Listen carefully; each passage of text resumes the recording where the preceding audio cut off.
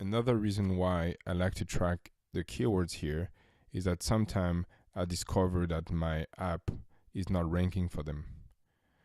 The reason it's possible is that when Apple goes through the review of your application, they are also looking at your application name and your keyword list.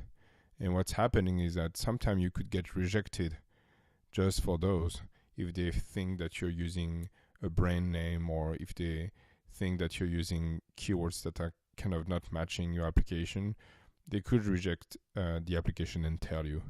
But the other thing they could do, the other possibility is that they look at everything is fine, and you're ranking for all the keywords. But then the third possibility is that they let your app go through, they are approving your app, but then for some of the keywords, they don't let you rank for them. And in that case, you think that you're ranking for them, but you're not. And the only way to discover that is to use a tool to do the search, or to use a tool like Sensor Tower to figure that out. So let's look at an example.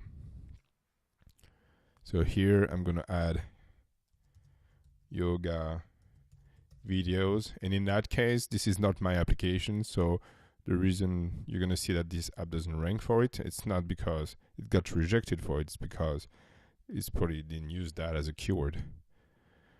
But you see, so here I still have the ASO information, but there's a dash instead of a number, which means that this application doesn't rank for the keyword phrase yoga videos.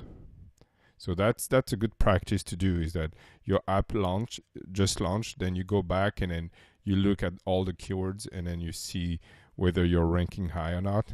And because what's happening is that if your keyword was rejected, there's no need to keep it there. So that means for the next update, you probably want to remove it and replace it with another one. Same thing if your app ranks too low.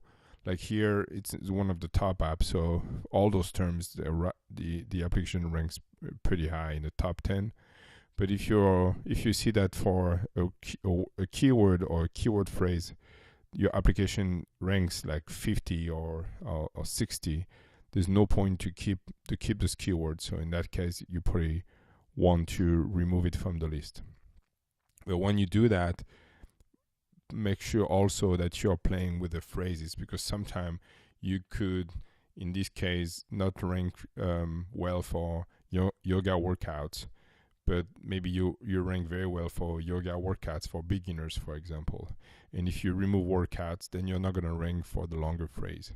So as you evaluate your keywords, always keep in mind that you may be ranking for a longer phrase, and removing it is a risk.